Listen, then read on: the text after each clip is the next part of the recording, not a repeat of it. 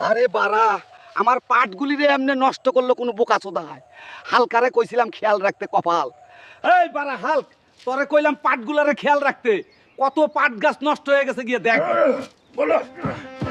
দেখ কেমনে গাছগুলি নষ্ট করছে। তার মানে এরা এখানে আকাম করে দাদু? এবারের মতো মাগির সন্তানদের ছাইরা দিলাম, পরের বার দেখলে ধন কাইটা রাখা দিমু। বাড়া, তুই রাইতে পাহারা দিস। কিরে দাদু গেল কই? বাসায় তো দেখতাছি না।